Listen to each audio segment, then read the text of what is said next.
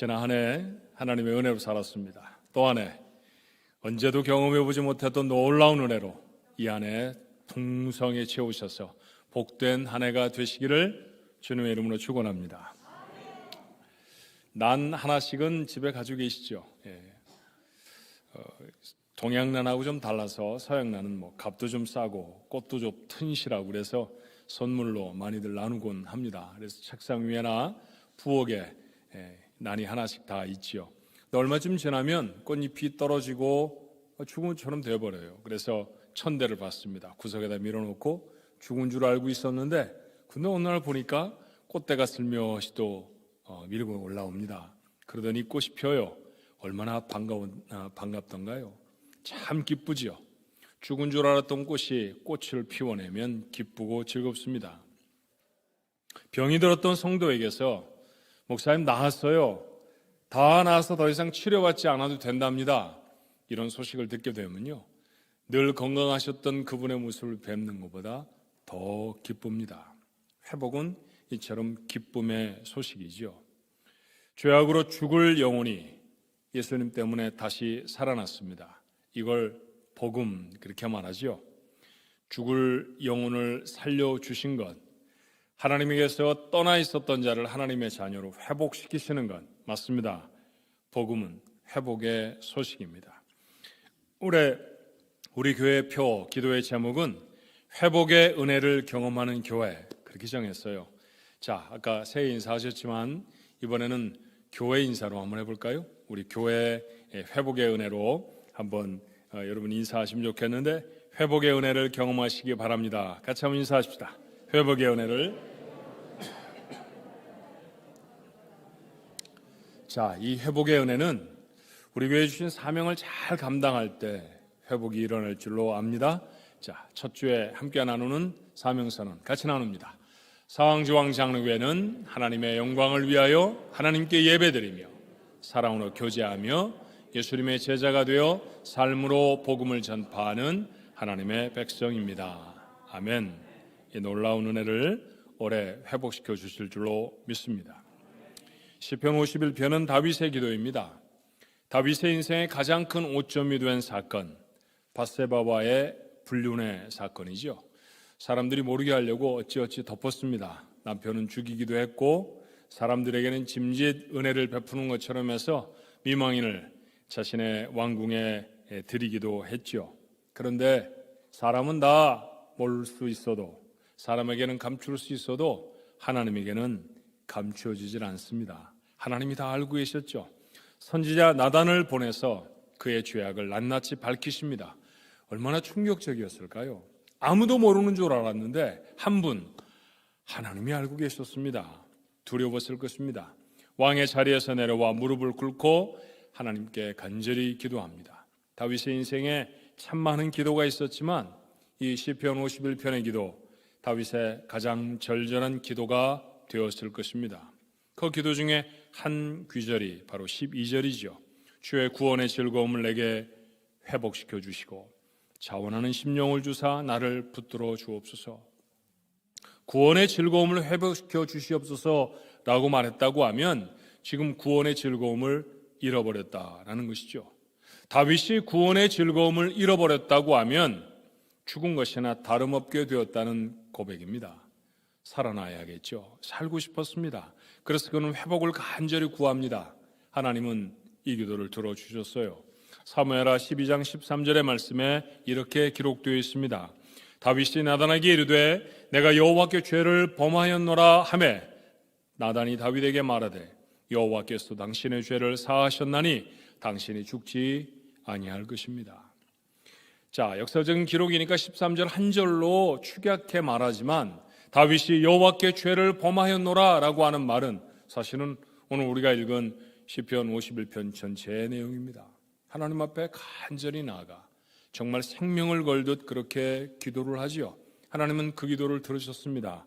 용서해 주셨다는 얘기입니다. 그를 회복시켜 주시겠다고 약속하십니다. 불륜으로 얻은 아이는 병으로 죽었죠. 안타까운 일이지만 하나님은 다윗의 기도는 들으셔서 그를 이스라엘의 왕으로도 하나님의 자녀로도 회복시켜 주셨습니다. 다윗과는 동기가 좀 다르지만 우리에게도 회복이 어느 때보다도 간절한 때입니다. 우리 인생의 2020년과 2021년은 사라져버린 것 같다, 그렇게 말씀하시는 분이 참 많아요. 우리 중에 어떤 분들은 연도를 잘 기억하시는 분이 계시죠. 내가 학교를 졸업할 때 이러면 사실 학교 졸업한 연도가 잘 기억이 안 나거든요. 언제쯤 몇 년이었나. 그런데 이분은 1970 몇 년 딱 이렇게 말씀을 하십니다. 박정희 대통령이 언제 돌아가셨나 그러면 또 그날도 딱 말씀을 하시고, 이 연도를 아주 기가 막히게 기억해내시는 분이 계세요. 그런데 어느 날 이분이 제게 그런 말씀을 하십니다. 목사님, 다른 해는 다 기억이 나는데 지나간 두 해 동안은 무슨 일이 있었는지 기억이 나질 않습니다. 2020년, 2021년은 도둑 맞은 것 같아요. 그런 표현하시는 분이 많습니다. 그렇게 우리에게 사라져 버린 것 같은 세월, 고난의 시간이었죠. 이제는 회복이 되어야 할 줄로 믿습니다. 다윗의 심정으로 하나님 앞에 엎드려서 회복을 구하는, 그래서 회복해 하시는 은혜를 경험하는 우리 가족 모두가 되시기를 주님의 이름으로 축원합니다. 이 회복을 얻으려고 하면 우리가 해야 할 일이 있습니다. 첫 번째는 기대하는 것입니다. 다윗은 왜 자신의 죄를 지적하는 나단을 죽이지 않았을까요? 얼마든지 그럴 수 있잖아요. 30번째 장군 중에 하나였던 우리야, 밧세바의 남편도 전쟁터 사지로 몰아넣어 죽였던 다윗 아니었습니까? 그러니 아무 병사도 힘도 없었던 선지자 한 사람 좀 더 죽인다고 아무도 누가 머리할 사람이 없었을 것입니다. 그는 그만큼 절대 권력을 가진 고대 국가의 왕이었거든요. 그런데 그는 그렇게 하지 않았습니다. 연약해 보이는 선지자의 이야기였지만 그 메시지를 하나님의 음성으로 듣습니다. 더 이상 하나님의 눈을 피할 수 없다고 생각했기 때문입니다. 왜 그는 하나님께 회복을 간절히 구했을까요? 너무나 당연한 대답이죠. 회복을 주실 하나님을 기대했기 때문입니다. 내가 이렇게 회복해 해달라고 하나님 앞에 기도하면 하나님이 나를 회복해 주실 거야 기대했기 때문에 기도하는 것이죠. 모든 진실한 기도의 배후에는 그렇게 간절한 기대가 있습니다. 신약 성경의 첫 번째 네 권의 책을 복음서라고 말합니다. 그 중에 앞에 세 권을 공관복음, 같은 시각에서 본 성경이라고 표현해서 마태, 마가, 누가복음을 특별히 또 그렇게 취급을 하죠. 예수님의 사역을 알기 위해서 이 세 권의 성경을 들여다보는 건 굉장히 중요합니다. 그런데 어떤 사건은 마태만, 어떤 사건은 마가만, 또는 누가만 기록하고 있습니다. 또 다른 어떤 사건은요, 세 복음서에 모두 다 적혀 있는 사건도 있습니다. 당연히 세 복음서에 모두 다 적혀 있는 사건은 보다 중요한 사건입니다. 보다 더 우리에게 시사하는 바가 중요하다, 그런 의미이죠. 마태와 마가와 누가가 모두가 기록하고 있는 몇 가지 사건 중에 하나, 귀신 들린 아이를 데려온 아버지의 사건을 기억하시나요?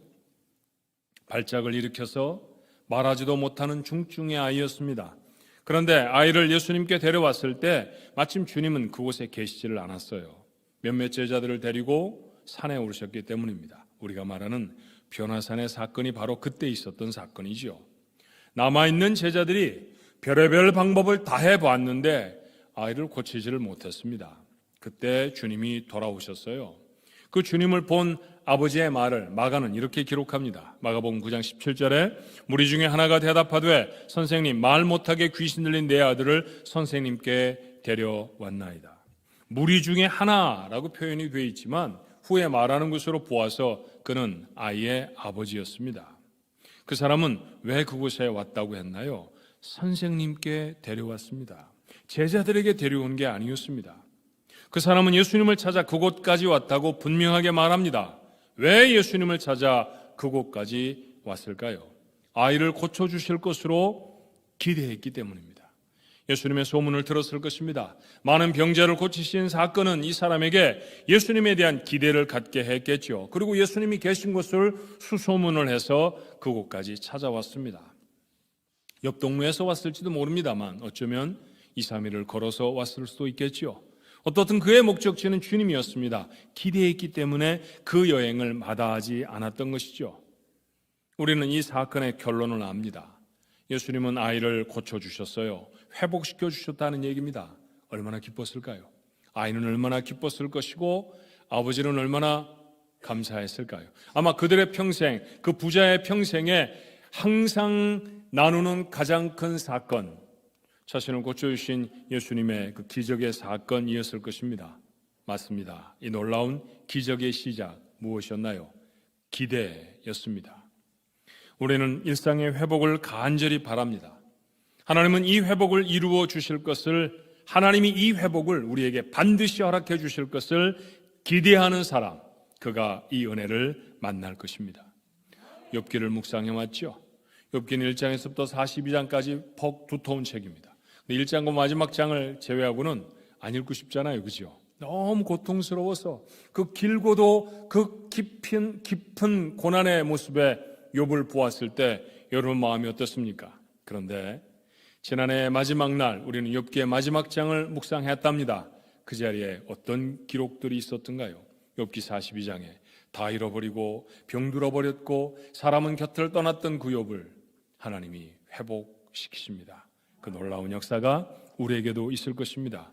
기적의 주인공이었지만 탈진하고 두려워져서 광야로 내려가서 죽기를 구하였던 엘리야, 하나님이 그를 회복시키셨잖아요. 기원전 587년에 남왕국 유다가 멸망합니다. 그거보다 한 130-40년 전쯤에는 북왕국 이스라엘도 망해버렸죠. 그런 이 땅에 이스라엘이라는 나라는 없습니다. 그런데 지금 있나요, 없나요? 지금 있습니다. 지금 존재합니다. 망해서 사라져버린 나라가 다시 존재하게 된 경우들을 역사상 몇 번이나 알고 계십니까? 그런데 하나님은 이스라엘을 그렇게 하셨습니다. 누가 회복시키셨을까요? 하나님이십니다. 그 하나님이 우리도 회복시키실 것이라고 하는 기대, 그 기대로 올 한 해를 시작하게 되기를 바랍니다. 기대하는 사람이 해야 할 두 번째는요, 기도입니다. 마침내 예수님을 만난 아이의 아버지가 뭐라고 했던가요? 마가복음 9장 22절의 말씀에 보니 무엇을 하실 수 있거든 우리를 불쌍히 여기사 도와주옵소서. 기도가 좀 잘못됐습니다. 온 우주를 만드신 예수님 앞에 서서 뭘 좀 하실 수 있거든, 이 말은 틀린 말이죠. 주님이 책망하셨어요. 다음 절 23절에 예수께서 이르시되 할 수 있거든이 무슨 말이냐? 이후에는 우리가 사랑하는 말이죠. 믿는 자에게는 능히 하지 못할 일이 없느니라. 아멘입니다. 그렇죠? 예수님 앞에 섰는데, 예수님이 손을 대시는데, 예수님이 아시는데 해결하지 못할 문제가 어디 있습니까? 그랬더니 다시 아이의 아버지가 외칩니다. 곧 그 아이의 아버지가 소리를 질러 이르되 내가 믿나이다. 나의 믿음 없는 것을 도와주소서. 나를 좀 도와주십시오. 나를 도와주십시오. 주님께 구하였죠. 그걸 우리말로 기도, 그렇게 말하지 않습니까? 기도했던 아비, 그의 앞에서 주님은 말씀 한마디로 아이를 고쳐주셨습니다. 아비는 평생의 소원을 이루었죠. 그런데 이 간단한 것을 왜 제자들은 못했을까요? 별의별 노력을 다 했는데 아버지가 뻔히 보고 있는데 아이는 낫지 않았습니까? 자, 낳았던 아이를 데리고 아비는 돌아갔고요. 그날은 저물어 저녁이 되었습니다. 쉬러 한 집에 들어갔는데 부끄러웠던 제자들이 예수님께 나와 성경에 보니 조용히 물었다고 했습니다. 이거 큰 소리로 물어볼 내용이 아닙니다. 왜냐하면 부끄러웠다는 얘기잖아요. 자, 자신들은 왜 못했느냐고 주님께 물었을 때 해주셨던 예수님의 대답, 아시는 분은 기억을 하실 겁니다. 마가복음 9장 29절, 이르시되 기도 외에 다른 것으로는 이런 종류가 나갈 수 없느니라. 기도해서 해결한 것이지, 기도했기 때문에 기적이 일어난 거야. 기적이 일어나려고 하면 기도해야 해. 그런 말씀이죠. 자, 간단하게 설명을 드렸습니다만 마가복음 9장이 기록하고 있는 내용 중에 누가 기도를 했던가요? 자, 제자들은 기도하지 않았습니다. 그건 분명하죠. 왜냐하면 못 고쳤으니까요. 못 고쳤던 그들이 왜 못 고쳤습니까? 그랬더니 기도해야 고치지, 바꿔 말하면 뭡니까? 너희들 기도 안 해서 못 고친 거야. 그 말씀의 다름이 아니잖아요. 도대체 기도 안 하고 뭘 어떻게 하면 고쳤을까? 궁금해지기는 해도 어떻든 기도를 안 했던 건 분명합니다. 누가 기도를 했단 말인가요? 그래요. 그 사건 전체를 살펴보면 기도했던 사람은 하나였습니다. 아이의 아버지였죠. 유창하지 않은 기도였습니다. 책망을 받은 기도이기도 했습니다. 믿음이 깊지도 않은 기도였어요. 그러나 그 옅은 기도에, 그 작은 기도에, 그 작은 신음에 주님은 응답하십니다. 도와주십시오라고 기도했던 유일한 사람, 이 아버지였었죠. 그 기도가 아이에게 기적을 이루어냈다고 주께서 약속하신다고 하면 여러분은 얼마나 더 크고 놀라운 기적을 이룰 수 있을까요? 기도하십시오. 기적은 여러분의 것이 될 줄로 믿습니다. 에스겔은 유다가 멸망하고 바벨론의 포로로 잡혀온 사람 중에 하나입니다. 얼마나 참담한 상황이었을까요? 나라가 망했다니까요. 자신들은 포로로 잡혀왔습니다. 미래에 노예가 되어질지 살아남을 수 있을지 아무도 알지를 못합니다. 그런데 하나님은 갑자기 에스겔에게 회복시켜 주겠다고 백성들에게 말해라, 그렇게 말씀을 주셨습니다. 어떤 회복이었을까요? 에스겔서는 긴 말씀입니다. 구구절절히 하나님의 회복의 말씀들이 메시지가 담겨져 있지만 그 중에 한 구절을 찾는다고 하면 에스겔서 36장 24절로 28절의 말씀입니다. 조금 긴 말씀이지만 하나님이 어떻게 백성을 회복시키시려고 하셨는지 한번 들어보시겠습니까? 내가 너희를 여러 나라 가운데서 인도하여 내고 여러 민족 가운데서 모아 데리고 고국 땅에 들어가서 포로로 잡혀서 사방에 흩어졌던 사람들을 다시 모아 나라로 데리고 들어오시겠다, 그런 말씀이죠. 맑은 물을 너희에게 뿌려서 너희로 정결하게 하되 곧 너희 모든 더러운 것에서와 너희 모든 우상 숭배에서 너희를 정결하게 할 것이며 또 새 영을 너희 속에 두고 새 마음을 너희에게 주되 너희 육신에서 굳은 마음을 제거하고 부드러운 마음을 줄 것이며 또 내 신을 너희 속에 두어 너희로 내 율례를 행하게 하리니 너희가 내 규례를 지켜 행할지라. 내가 너희 조상에게 준 땅에서 너희가 거주하면서 내 백성이 되고 나는 너희 하나님이 되리라. 얼마나 좋았을까요? 여러분, 이스라엘 백성의 얘기니까 실감이 안 나십니까? 나라를 일본 사람들에게 빼앗겼습니다. 이 나라에 더 이상 살 수 없다 생각해서 보따리를 사고 북으로 올라갔던 사람들이 있죠. 어떤 이들은 지금 러시아 땅에 머물렀고요. 어떤 이들은 더 올라가 허허벌판 만주 땅에 머물기도 했습니다. 그들이 그곳에서 작은 그룹들을 만들어서 어떻게 나라의 독립을 이룰 수 있을까 고민하고 있을 때 누군가가 와 그들에게 말합니다. 여러분, 나라를 회복시켜 주신다고 했습니다. 독립을 이룰 것입니다. 얼마나 좋았을까요? 얼마나 기뻤을까요? 춤을 추며 기뻐하지 않았겠습니까? 이스라엘 백성이 그랬습니다. 나라로 돌아갈 수 있다니요, 그것도 넉넉한 나라로 회복시켜 주시겠다고 약속하지 않으십니까? 꿈 같았을 것입니다. 그런데 에스겔은 그 꿈꾸듯 기뻐하던 이스라엘 백성들에게 그들이 해야 할 일이 있음을 다시 상기시킵니다. 다음 절 37절의 말씀이죠. 주 여호와께서 이같이 말씀하셨느니라. 그래도 하나님이 이렇게 계획하셨을지라도, 하나님이 너를 회복시켜 주실 것이라도, 그래도 이스라엘 족속이 이같이 자기들에게 이루어 주기를 내게 구하여야 할지니라. 아멘. 그렇습니다. 하나님은 누구보다 우리를 회복시켜 주시기를 원하십니다. 그러나 그 회복의 은혜를 경험하는 자 누구입니까? 기도하는 사람인 줄로 믿습니다. 하나님께 기도해야 합니다. 기도가 기대를 이룹니다. 잊지 않아야 합니다. 마지막으로 기대하고 기대했던 사람들, 그들이 해야 할 하나가 더 있습니다. 기도를 하고 있잖아요. 여러분, 기도라는 것은 우리가 하나님 앞에 하나님 나 이런 거 갖고 싶어요, 위시리스트를 쭉 적어서 하나님께 톡 보내버리는 원웨이 이야기입니까? 독백입니까? 그렇지 않죠.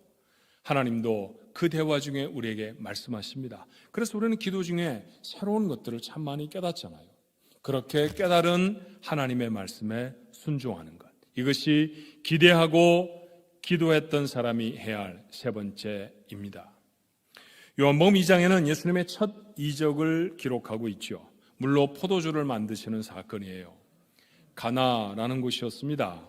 예수님이 친척 집에 방문하셨는데 그곳에 결혼식이 있었기 때문입니다. 예수님의 제자들도 초청을 받았고 마리아도 그곳에 초청을 받았는데 마리아는 제법 그 잔치를 거들고 계시는 분처럼 보입니다. 그런데 이 잔치집에 문제가 생겼어요. 포도주가 떨어졌습니다. 제가 필리핀에 가서 필리핀의 대학생들에게 설교를 하는데 어떤 이 본문의 말씀이 요한복음 2장의 말씀이었거든요. 포도주가 떨어졌습니다. 얼마나 심각했을까요? 이렇게 이야기를 해야 되는데 다 크리스찬인 아이들이 포도주라고 입에도 대지 않는 아이들이 별로 심각하게 듣지 않을 것 같아요. 뭐라고 얘기하면 참 저 아이들이 단박에 알아챌까? 근데 제가 예전에 들은 말이 있습니다. 전 세계에서 쌀을 가장 많이 소비하는 국가가 필리핀이래요. 필리핀에. 심지어는 뭐 이렇게 우리가 미국에서 만나는 그 치킨집에서 닭 같은 거 시켜 먹으면 닭과 함께 빵이 나오잖아요. 필리핀에는 밥이 나옵니다. 밥을 함께 주는 유일한 나라가 필리핀이라고 해요. 그러니까 필리핀은 그만큼 밥을 사랑하는 나라입니다. 그래서 제가 그 말씀이 얼핏 기억이 나길래 설교 중에 그런 얘기를 했죠. 여러분, 잔치집에 밥이 떨어지면 어떻게 해요? 그랬더니 한 학생이 벌떡 일어나더니 죽어요 그러더라고요. 그만큼 심각하다는 얘기죠. 맞아요. 이스라엘 백성의 잔치에 포도주가 떨어졌다는 것은 그런 것입니다. 이제 잔치 그만해야 합니다. 잔치 멈춰야 합니다. 그러면 결혼식이고 뭐고 다 취소가 될 수도 있다는 이야기죠. 급했습니다. 마리아가 예수님께 이 상황을 알립니다. 왜 알렸을까요? 뭔가를 기대했기 때문입니다. 예수님이 뭔가 해 주실 것을 기대해서 말했을 것입니다. 그런데 예수님의 대답은 얼핏 이해하기가 좀 힘들지요. 자신의 때가 아직 안 됐다고, 그러니 안 해주시겠다는 말씀처럼 들려요. 마치 거절처럼 보이는 말씀입니다. 그런데 마리아의 태도가 더 중요합니다. 마리아가 포기하지 않죠. 그 집에 종들을 불러서 예수님이 뭐라고 대답하셨건 말건 마리아는 이렇게 분부를 합니다.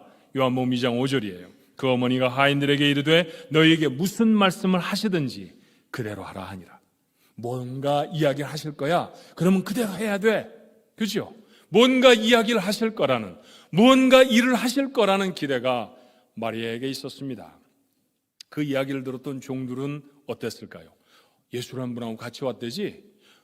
그 예수가 무슨 특별한 일을 하실래는가 봐? 그렇게 기대를 하지 않았을까요? 마침내 예수님이 그들에게 하라 하신 것이 있었습니다. 무엇인가요? 집 앞에 놓여 있는 큰 항아리 6개에 물을 가득 채우는 것이었습니다.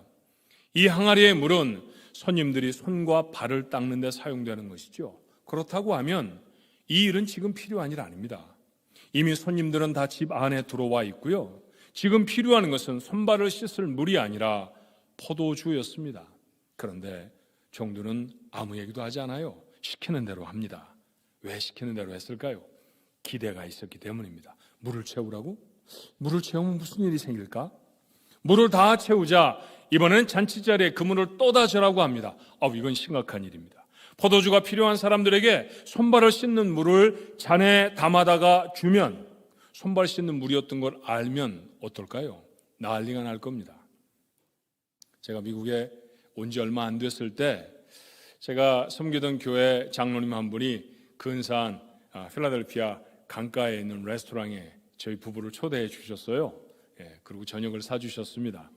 근사한 레스토랑이라 보니까 제 앞에 잔이 아주 많이 놓여져 있더라고요. 물컵도 있고 물이 담긴 컵만 해도 2-3개였던 것 같아요. 그중에 제일 큰 컵에 물을 벌컥벌컥 마셨습니다. 그랬더니 장로님이 비실 웃으시면서 저한테 그래요. 목사님, 그 물은 먹는 게 아닙니다. 그 물은 손가락 씻는 거예요. 아니, 손가락 씻는 물을 먹었단 말입니까, 제가? 그런데 생각해보면, 지금쯤 생각해보면 어때요? 제가 마시라고 준 컵의 물이나 손 씻으라고 준 컵의 물이나 같은 물이었을 거예요. 그런데 손 씻은 물 먹었더니 하루 종일 속이 미식미식하더라고요. 여러분 그렇지 않았겠어요? 손 씻고 발 씻는 물을 잔치하는 사람들에게 떠다 주고 포도주가 필요한 사람들에게 이거나 먹고 정신 차리십시오. 그런 뜻일까요? 얼마나 불쾌했겠습니까? 얼마나 화가 났겠습니까? 그거 종들이 압니다. 그러니 안 하겠다고 해야 맞죠. 하지만 종들은 한마디 말도 없이 갖다 주라 했더니 그대로 했습니다. 그들이 떠나는 물은 극상품의 포도주가 되어 있었습니다. 걱정은 사라졌고 잔치자리의 기쁨은 회복이 됩니다. 참석한 사람들은요, 평생에 한 번도 먹어보지 못한 포도주를 맛보았습니다. 기적의 포도주였습니다. 하지만 다른 사람들은 포도주 맛만 보았어요. 그런데 다른 사람들이 맛보지 못한 맛을 본 사람이 있었습니다. 누구였을까요? 요한복음 2장 9절은 그걸 이렇게 소개합니다. 연회장은 파티에서 그 모든 파티를 주장하는 마스터라는 뜻이죠. 연회장은 물로 된 포도주를 맛보고도 어디서 났는지 알지 못하되 물도 온 하인들은 알더라. 물을 떠온 하인들은 그게 어떤 물인지 압니다. 그 물로 주님이 무엇을 하셨는지 압니다. 그것이 하나님의 놀라운 기적의 산물이었다는 사실을 압니다. 다 몰랐는데 기대하고 순종했더니가 하나님의 기적의 맛을 보았습니다. 누가 하나님의 은혜를 경험하나요?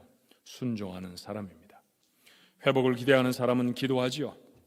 하나님은 우리의 기도에도 반드시 응답하실 것입니다. 그런데 이 회복의 은혜를 경험하는 사람이 순종의 사람이라고 하는 사실을 절대로 잊지 않아야 합니다. 우리는 기도 중에 하나님의 뜻을 알게 될 것입니다. 말씀드렸던 것처럼 기도는 한 방향의 독백이 아니죠. 하나님과의 대화입니다. 그러니 하나님도 반드시 우리에게 말씀하십니다.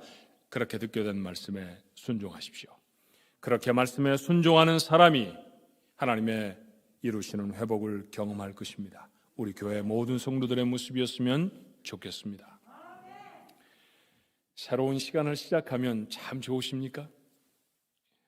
언제부턴가 새로운 시간을 시작하면 기대도 하지만 부담이 더 많아요. 저에게도 그냥 가슴이 터들듯 좋았던 시절이 있었습니다. 새 옷을 받고 새 신발을 얻고 그랬던 시간 말이에요. 여러분, 새 신을 신고 펄쩍 뛰면 머리가 하늘까지 닿는 거 아십니까? 정말 머리가 하늘까지 닿습니다. 그거 경험해 본 분 많습니다. 새 신발을 신으면요, 하나님에게까지 날아갈 것 같더라고요. 그렇게 새해가 오니 싫을 리가 없었죠. 너무너무 좋았습니다. 그런데 그 좋은 기분 딱 10살까지였던 것 같아요. 10살이 지나가니까 은근히 부담이 하나씩 둘씩 늘더니 장가가고 애 낳고 나이가 들고 목사 되고 담임 목사 되고 이러니까 한 해가 버겁습니다. 여러분 어떠세요? 새로운 한 해 잘 살아낼 수 있을까요?